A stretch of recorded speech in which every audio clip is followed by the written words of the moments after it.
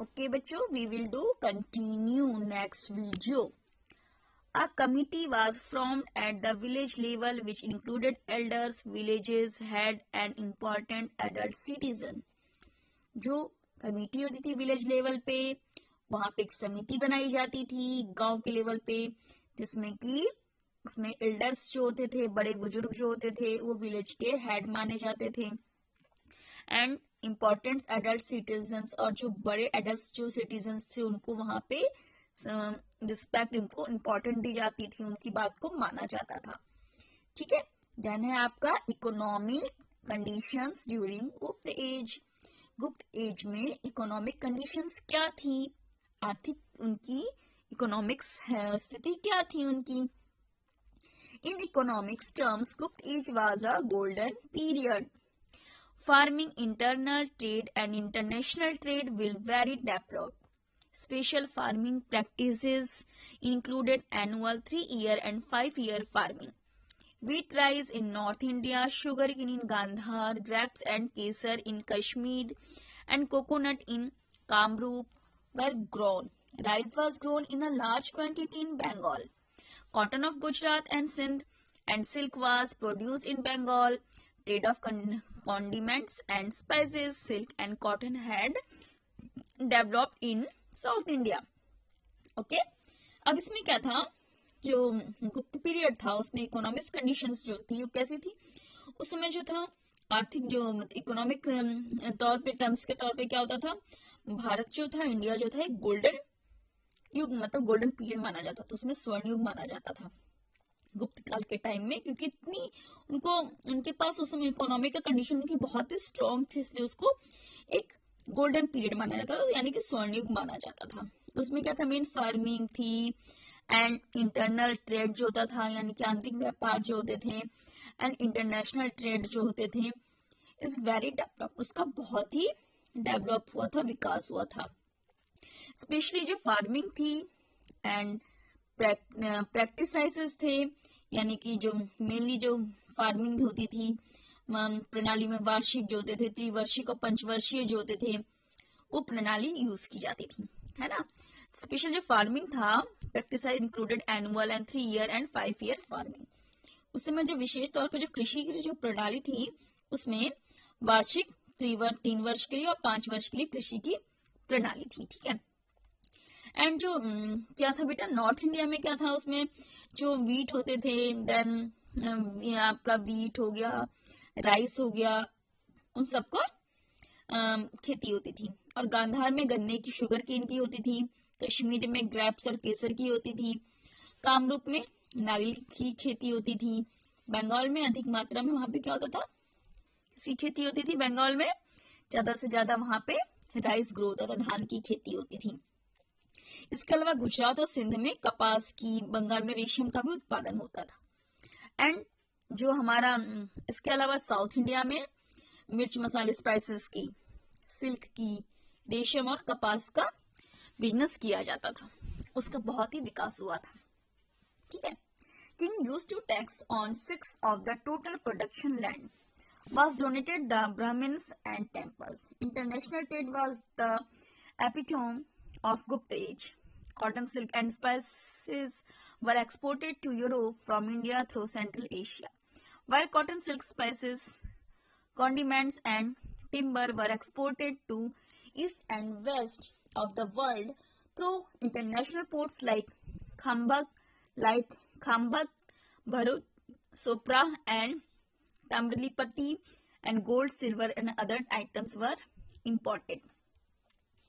अब क्या हुआ था, इसमें जो किंग थे यूज्ड, इसमें राजा में को लगभग कितना टैक्स पे किया जाता था, राजा को लगभग तो जितना उनका प्रोडक्शन होता था उसका 1/6 जो पार्ट होता था उनको टैक्स के रूप में उनको पे करना होता था।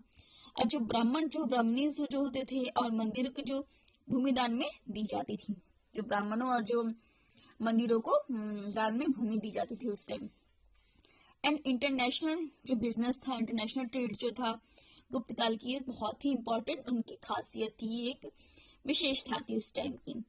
साथ ही साथ जो भारत में जो लैंड रूट था इंडिया में, उसमें उसके द्वारा क्या क्या उसके द्वारा बिजनेस होता था। उससे जो यूरोप में किया जाता था, मध्य एशिया और साथ ही साथ यूरोप में, वहां से कॉटन क्लॉथ्स, रेशमी क्लॉथ्स एंड मसाला स्पाइसेस का यहाँ से क्या किया जाता था, सेंट्रल एशिया में एक्सपोर्ट किया जाता था। उनका निर्यात किया जाता था, उनको भेजा जाता था, एक्सपोर्ट किया जाता था।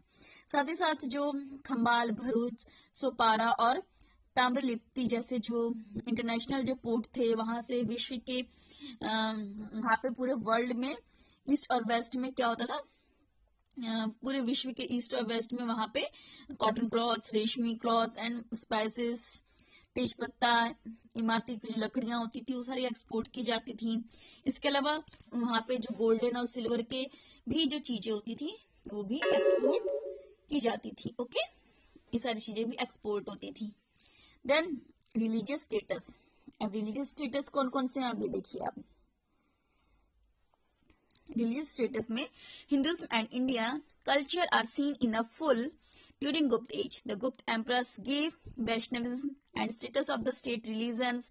As a result, Vishnu, his avatars Shri Ram and Shri Krishna were mostly worshipped at this time. Lakshmi became very famous goddess. It was during this time only that Ramayana, the Mahabharata, as well as the Puranas were compiled. Srimad Bhagavad Gita became very important text of this time. Like Vaishnavism, Shaivism also developed during Gupta age. In South India, Shiv sons were called Nayanar, while Vaishnav sons were called Alvar in South India. Okay, and Mahishasur Mardhani Durga was also quite popularly worshipped here. The worship of Kartike was also practiced during Gupta age. अब यहाँ पे जो religious status थी वो कैसी थी, गुप्त period में हिंदू धर्म जो था और संस्कृति जो थी पूर्ण, मतलब वो पूरे उस समय बहुत ही फुल उस पे थी, पूरे विकास पे थी, पूरे उच्च शिखर पे थी, हाई लेवल पे थी। और गुप्त पीरियड के जो गुप्त के जो रूलर्स थे, गुप्त एज के जो एम्परर्स थे, वो वैष्णव धर्म और राजधर्म, उसको वैष्णव धर्म को उन्होंने क्या कर उन्होंने स्टेट रिलीजन घोषित कर दिया था, मीन्स राजधर्म घोषित कर दिया था। इसका रिजल्ट क्या हुआ, जो विष्णु और उनके जो अवतार श्री राम और श्री कृष्ण की पूजा कम से कम होती थी। ऐसा इसलिए किया था क्योंकि विष्णु तथा उनके जो अवतार श्री राम और श्री कृष्ण की पूजा कम से कम होती थी। लक्ष्मी प्रसिद्ध देवी थी। इस समय रामायण और महाभारत तथा पुराणों का फिर से उनका संकलन किया गया था। श्रीमद् भागवत इस समय की सबसे महत्वपूर्ण ग्रंथ माना जाता था। देन लाइकवाइज वैष्णव धर्म की तरह ही शैव धर्म का भी गुप्त काल में बहुत ही विकास हुआ था, उसका भी बहुत डेवलप हुआ था। इसके अलावा साउथ इंडिया में शैव संत नयनार कहे जाते थे, जबकि वैष्णव संतों को अलवार कहा जाता था। महिषासुर मर्दानी जो थी वो दुर्गा की पूजा भी की जाती थी। सूर्य और कार्तिकेय की भी पूजा इस टाइम बहुत ही प्रचलित थी, उनकी भी पूजा की जाती थी। गुप्त पीरियड में क्या था, जो बौद्ध धर्म और जैन धर्म का भी विकास हुआ था, दोनों का इस समय पॉपुलरिटी हुई थी। साथ ही साथ समुद्रगुप्त बौद्ध धर्म के संरक्षण थे। जो समुद्रगुप्त थे वो बौद्ध धर्म को बहुत संरक्षण देते थे। बौद्ध धर्म में के हीनयान और महायान शाखा का इसी समय विकास हुआ था। हीनयान महायान जो शाखा है ना, यहाँ पे देखिए आपका लिखा हुआ है। Even Buddhism and Jainism also developed during Gupta age. Samudragupta was protector of the Buddhism. Mahayana and Hinayan cult Buddhism also developed. इसका मतलब यही गुप्त पीरियड में बौद्ध धर्म और जैन धर्म का विकास हुआ था। साथ ही साथ समुद्रगुप्त ने बौद्ध धर्म को भी संरक्षक दिया था, उसको भी प्रोटेक्ट किया था। और बौद्ध धर्म में जो हीनयान और महायान की जो दो शाखा है उनका भी विकास हुआ था। ठीक है, मतलब वो भी उसको भी आगे बढ़ाया गया था। देन है आपका cultural condition during Gupta as. उस समय कल्चरल कंडीशन क्या थी गुप्त एज में, जो उस समय की जो संस्कृति थी वो कैसी थी। Gupta age was the culturally golden age of India. Many new language developed during his age. Kalidasa, Kandaswami, Hariswami and Rani Vijaya and Aryasura were important literatures. Among all of them, Kalidas was the best.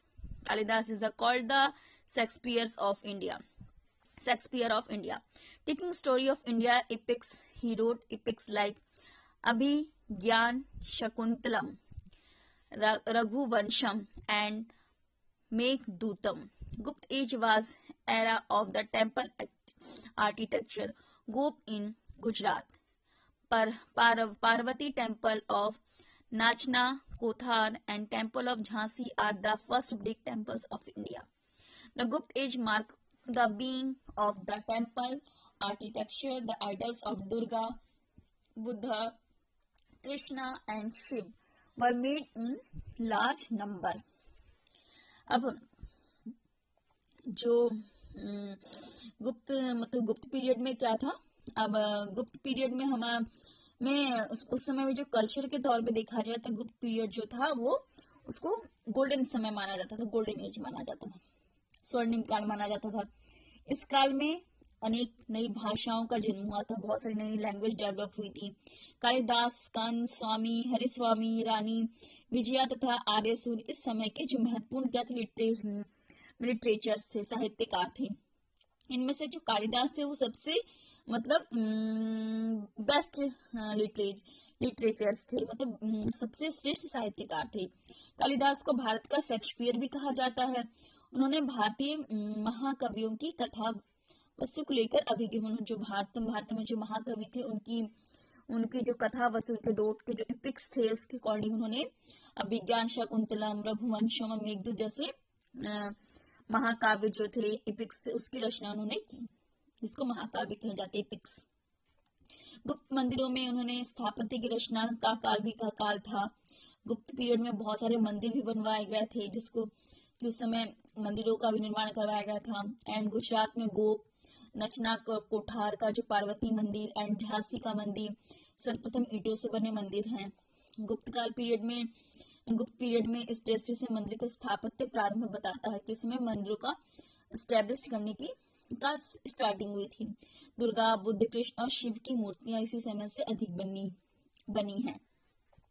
ठीक है, देन आपका है condition of science during Gupta as. अब क्या conditions थी science की गुप्त as के टाइम में? तो Aryabhata and Varahamihira were among the greatest scientist of this period. Aryabhatta discovered zero and decimal system.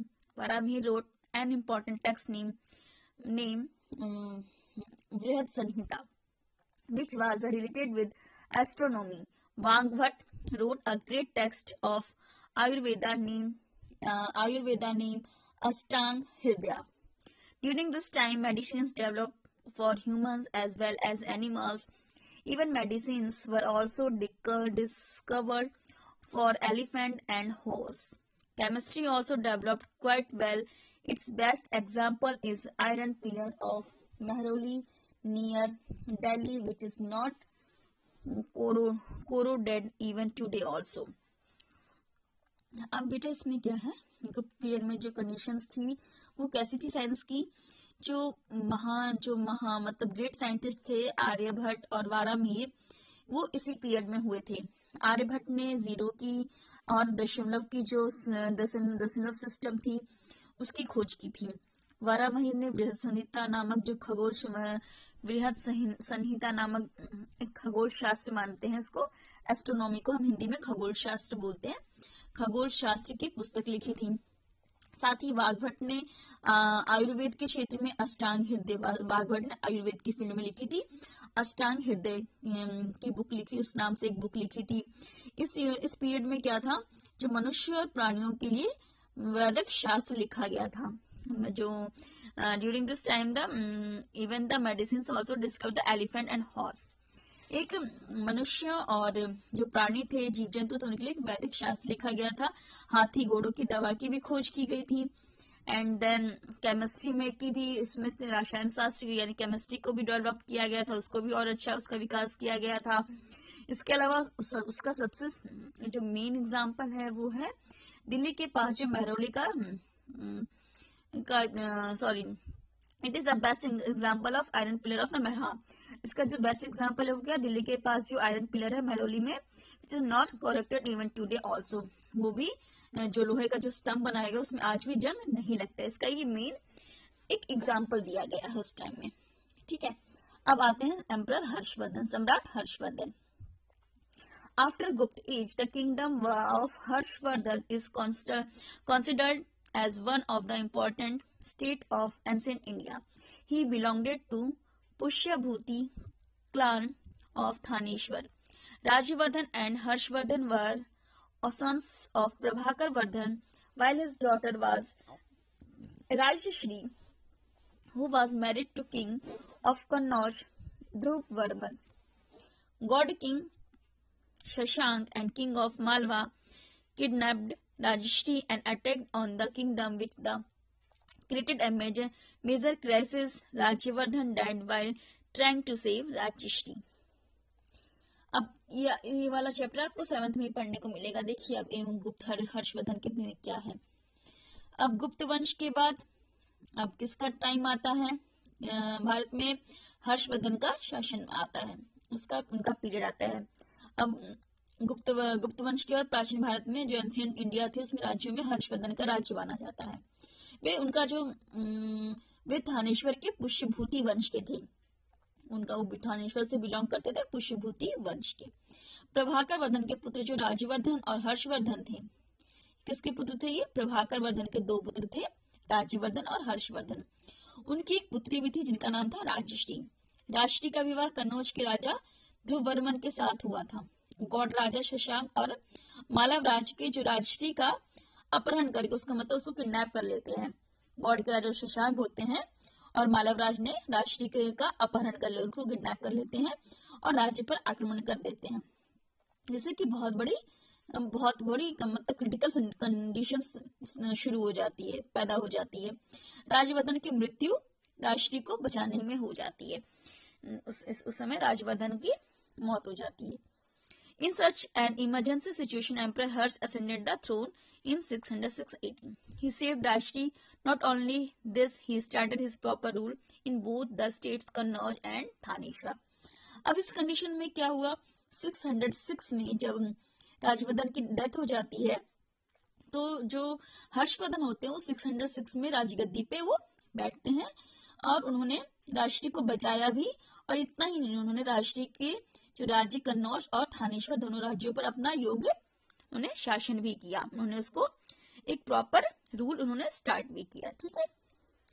Then Harshavardhan was the last great emperor of ancient India. He spread his empire in Magadh, Odisha, Saraswat, Gaud, Mithila.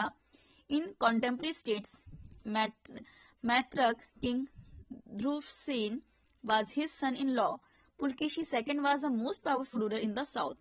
In the Battle of Narmada between Harshvardhan and Pulkeshi, Harshvardhan was defeated. Harshvardhan was regarded as a powerful king in the north of Narmada. Harshvardhan जो थे वो great empire थे ancient India के, यानी कि वो ancient India के वो लास्ट एक ग्रेट एम्पायर माने जाते थे, महान शासक माने जाते थे. उन्होंने मगध, उड़ीसा, सारस्वत, गौड़, मिथिला तक उन्होंने अपना जो उनका जो शासन था उसको उन्होंने एक्सटेंड किया था. ठीक है. राज्य साम्राज्य का उन्होंने विस्तार किया था, अपना एम्पायर को उन्होंने एक्सटेंड किया था. उनके टाइम में जो राज्यों में जैसे कि वल्लभी के जो मैत्रिक राजा ध्रुवसेन थे उनके दामाद थे. उसके बाद दक्कन में पुलकेशिन द्वितीय जो थे, सेकंड जो थे पुलकेशी सेकंड, उसमें सबसे शक्तिशाली राजा माने जाते थे दक्कन के. हर्षवर्धन और पुलकेशी के बीच में नर्मदा तट पर युद्ध भी होता है, दोनों के बीच में बैटल भी होता है. सम्राट हर्ष पराजित होते हैं और हर्ष नर्मदा जो नदी होती है उसके उत्तरी भाग पे राजा माने जाते हैं. उसके जो Harshavardhan was regarded as a powerful king in the north of Narmada. जो हर्षवर्धन होते हैं वो एक पावरफुल रूलर माने जाते हैं, एक शासक माने जाते हैं नॉर्थ में नर्मदा तट के पास. Then यहाँ पर cultural contribution of Emperor Harshvardhan is very important. Great Chinese traveler Huan Sang came to India during his time. He stayed in his place. Harsh was devotee of Shiv and later became a great follower of Buddhism. He organized a religious conference under the presidentship of Huan Sang. He placed idol of Buddha on mantle of elephant worship. His seminar was organized of Mahayana and Hinayana. अब जो ruler हर्ष थे उन्होंने वो जो थे उन्होंने क्या किया था, हर्षवर्धन वो संस्कृति के विकास में भी उसको भी डेवलप करने में, कल्चर को भी डेवलप करना, उसमें उनका कंट्रीब्यूशन करने में उनका बहुत बड़ा हाथ था, उन्होंने उसमें बहुत हेल्प की थी। साथ ही साथ जब इंडिया में जो चाइनीज ट्रेवल हिनसांग था, जब वो भारत आए थे और उनके दरबार में आए थे, किसके राज दरबार में, राजा हर्षवर्धन के राज दरबार में चाइनीज ट्रेवलर हिनसांग जब आए थे, तो भी उनके पीरियड में उनके दरबार में आए थे। हर्ष जो थे वो शिव धर्म के भक्त थे और बाद में उन्होंने बौद्ध धर्म के को भी उन्होंने एक्सेप्ट कर लिया था, उसके अनुयायी बन गए थे। उन्होंने कन्नौज में हिनसांग की अध्यक्षता में एक धर्म परिषद आयोजन किया था और ऑर्गेनाइज किया था, धर्म से रिलेटेड एक रिलीजियस कॉन्फ्रेंस उन्होंने ऑर्गेनाइज किया था। ठीक है, किससे रिलेटेड, धर्म से रिलेटेड, रिलीजियस से रिलेटेड। इसके अलावा उन्होंने महायान और हीनयान जो बौद्ध धर्म के जो दो संप्रदाय माने जाते थे, महायान और हीनयान, सेमिनार्स उसके लिए उन्होंने ऑर्गेनाइज किया था, गोष्ठी करवाई थी। और देन है आपका emperor Harsh and patience for literature, art and education, great poet Banabhatta was associated with his court. He had written a great volumes like Harshcharitram and Kadambari in Sanskrit. Mayur Bhatt and Jayasurya were also great poets of this time, of the time of Harsh. Emperor Harsh himself also was a high-ranking literary figure. He composed two plays called Priyadarshika and Ratnavali. Along with it, he also wrote a special play based on Jatak stories of Buddha named Naganand. अब emperor हर्ष जो थे वो literature के, arts के और education के, means कला साहित्य के वो बहुत ही पैशंस थे, मतलब उनको बहुत ही अनुराग था, उनसे लगाव था। ग्रेट पोएट जो बाणभट्ट थे वो भी इनके कोर्ट में एक सुशोभित कवि माने जाते थे, जिन्होंने हर्षचरित और कादम्बरी जैसे संस्कृत जो ग्रंथ थे, संस्कृत जो ग्रंथ थे उसकी उन्होंने रचना की थी, उसको उन्होंने लिखा था।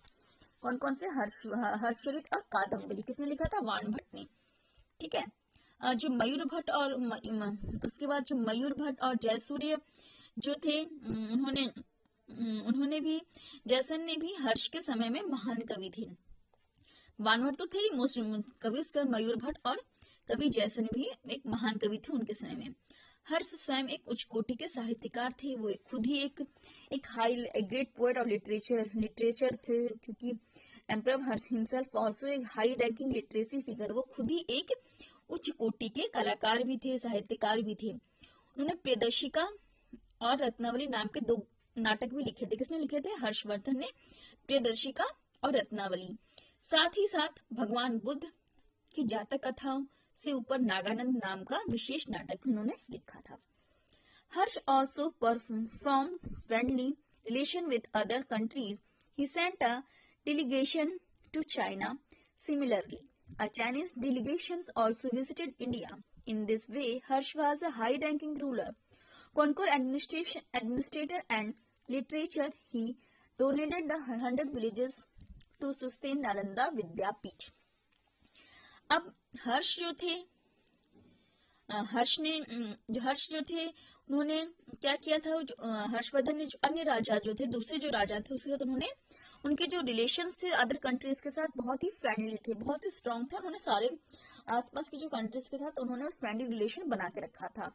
इसके साथ उन्होंने एक अपना जो एक sent a delegation to China. Similarly उन्होंने अपना एक दूत, मतलब एक उनका जो क्या कह ले एम्बेसडर, दूत जो होता था वो मंडल को चीन भेजा था। उसी प्रकार चीन से भारत में भी एक एम्बेसडर दूत मंडल आया था। एम्बेसडर होता है जो ये सेंटर डेलीगेशन, मतलब दूत, मतलब एम्बेसडर टाइप का, राजदूत टाइप का होता है। उस जो इन्होंने हर्षवर्धन ने इंडिया से चाइना भेजा था और चाइना से भी एक एम्बेसडर इंडिया आया था। ठीक है, इसके अलावा उन्होंने इस दृष्टिकोण से उन्होंने क्या किया था,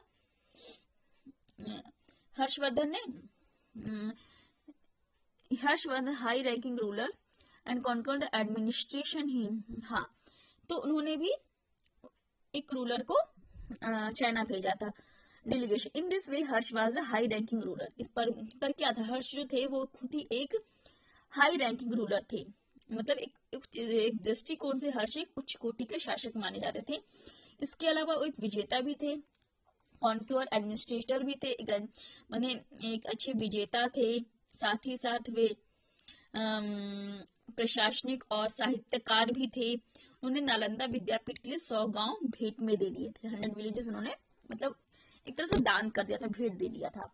देन आपका Pulakeshi second among the contemporary king of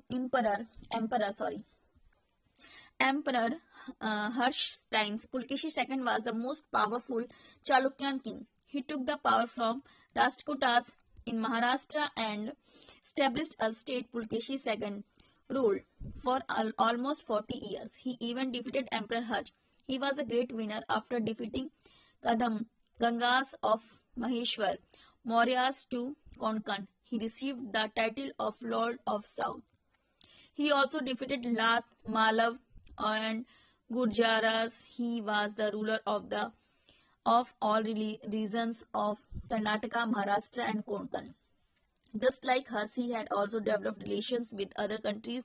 He had sent one of his ambassadors to Iran's Emperor Khusro II, who was his friend. Pulakeshi second, सम्राट हर्ष मतलब एम्परर हर्ष के टाइम में राजाओं में जो सबसे शक्तिशाली राजा जो थे चालुक्य वंश के, वो थे पुलकेशी सेकंड। उन्होंने क्या किया था, महाराष्ट्र में राजपूतों से उन्होंने सत्ता ले ली थी। उन्होंने he took the power of the Rashtrakutas Maharashtra and established a state. उन्होंने वहां के राष्ट्रकूटों से अपनी सत्ता ले ली थी और उन्होंने अपनी पावर वहां पे स्टैब्लिश की थी। पुलकेशी जो सेकंड जो थे वो 40 इयर्स तक उन्होंने शासन किया था। इसके अलावा सम्राट हर्ष को भी उन्होंने हराया था। वे एक महान विजेता थे, मतलब उन्होंने he was a great winner, वो एक महान विजेता थे। उन्होंने क्या किया था, इसके अलावा उन्होंने साउथ में, दक्षिण इंडिया मतलब साउथ इंडिया में उन्होंने कादम्बो, महेश्वर के गंगो, कोंकण में मौर्यों को हराकर दक्षिण मतलब साउथ में उन्होंने स्वामी की उपाधि उन्होंने धारण कर ली थी। वहां पे लॉर्ड ऑफ द साउथ, वहां के लॉर्ड मीन स्वामी माने जाते थे। इन सारे स्टेट्स को उन्होंने हरा के जो साउथ में उन्होंने कादम्बो, महेश्वर के गंगो, कोंकण में मौर्यों को हराकर उन्होंने लॉर्ड ऑफ द साउथ मतलब दक्षिण के स्वामी की उन्होंने उपाधि टाइटल उन्हें मिल गया था। उसने लाट, मालव और गुर्जरों को भी हराया था। उन्होंने कर्नाटक, महाराष्ट्र और कोंकण, इन सभी क्षेत्रों में का वह स्वामी थे। ये जो सारे क्षेत्र है ना, रीजन्स जो थे कर्नाटक, महाराष्ट्र और कोंकण, इन सभी के वो लॉर्ड माने जाते थे। इस प्रकार जो हर्ष की तरह ही, जस्ट लाइक हर्ष की तरह ही विदेशों के साथ उनके भी अच्छे रिलेशंस थे। उन्होंने ईरान में अपने एक एम्बेसडर को भेजा था। ईरान की शाह खुसरो द्वितीय उसके मित्र थे।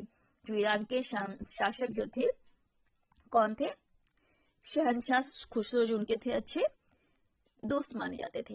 And other states at this time, other states included Pallavas and Kanchi, Gurjaras, Pratiharas of Rajasthan, Maitrakas of Vallabhi, Gurjaras in south Gujarat, Karkotaka of Kashmir, etc. Pallavas of Kanchi had become famous of their architecture and art. They built many temples of Brahma, Vishnu, Mahesh by cutting rocks. Pallavas who built chariot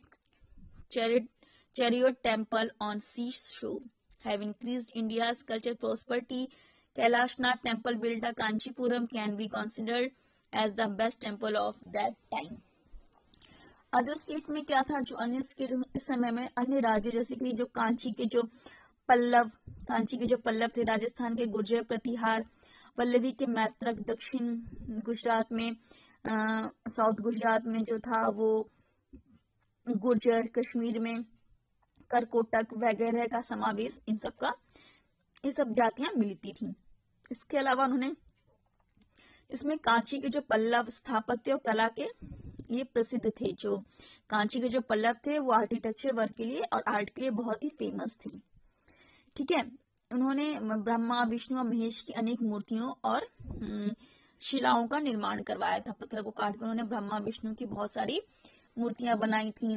और इसके अलावा महाबलीपुरम के जो समुद्र तट पर रथ मंदिर बनवाकर पल्लवों को भारत की संस्कृति और उसकी जो स्मृति थी, उसकी जो प्रॉस्पेरिटी थी, उसमें उनको इंक्रीज किया, उसमें वृद्धि की। कांजीवरम में उनके अनेक द्वार बनवाया गया। कैलाशनाथ मंदिर उस समय का सर्वश्रेष्ठ मंदिर माना जाता है। उस समय का एक सर्वश्रेष्ठ मंदिर है कांजीवरम में कैलाशनाथ का। ठीक है बेटा, okay, end of your chapter. Okay, bye bye.